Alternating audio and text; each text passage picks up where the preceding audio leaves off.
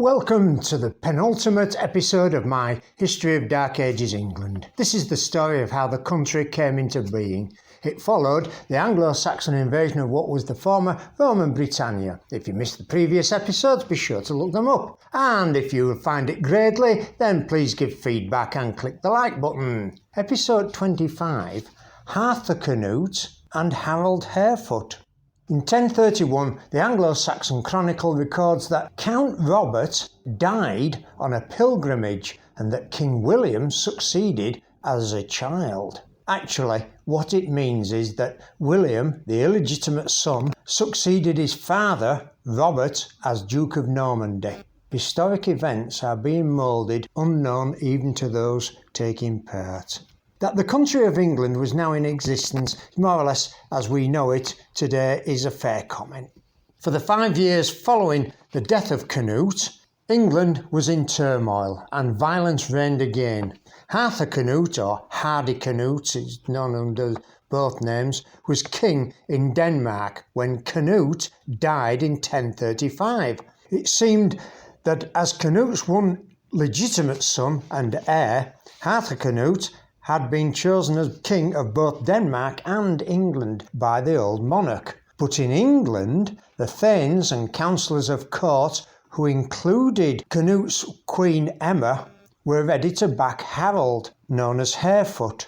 Immediately following his accession to the throne, Harold Harefoot had Earl Godwin arrest the Athelfling Alfred. He was Edmund Ironside's brother. Godwin, who then dispersed Alfred's guard, having some of them killed, handed the Atheling to other supporters of Harold, who took him on board a ship and blinded the Atheling by gouging out his eyes, where in a short time Alfred mercifully died of his wounds.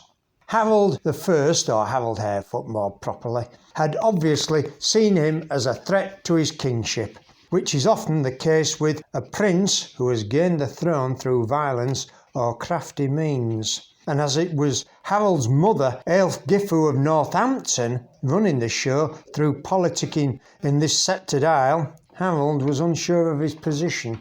Meanwhile, back over in Denmark, Hardicanute had to subdue a revolt there by Magnus, who had become king of the now independent Norway, but thought he was in with a goodly chance of running Denmark as well. So Hardicanute was ensuring his position there, while Emma, Aelfgifu and Harold back in England plotted capturing the court in a coup d'etat. Aelfgifu secured the treasury at Winchester in 1037 and then turned on Emma the Queen, who, keeping her eyes peeled and had seen the change in fortune, decided to hang on to both eyes and fled to Bruges in Flanders. 17th of March 1040, Harold Harefoot did one thing right and died.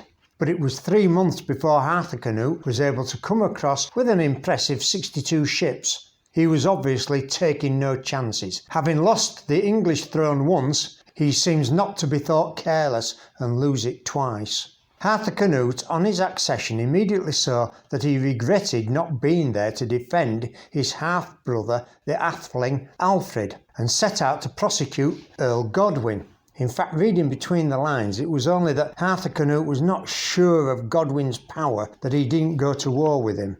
In fact, as recompense and to buy off Hardicanute, Godwin donated a ship with 80 decorously bedecked fighting men. Plus, he arrived with thanes from all across England who supported his claim of no ill intent against Alfred the Atheling as a show of force and allegiance. Both were impressive. Then Hardicanute did something much bloodier by digging up Harold's still putrid and decomposing body and scattered the remains into a nearby marsh. Nice. There was, though, a price to pay for Hardicanute acquiring the crown, by means of taxes to pay the ships. Basically, it was Dengeld all over again. This time just 2 payments in the same year, £21,000 and 99, and then 11,048. England had the money, the English would pay. His reign was short and death was sudden, 8th of June 1042.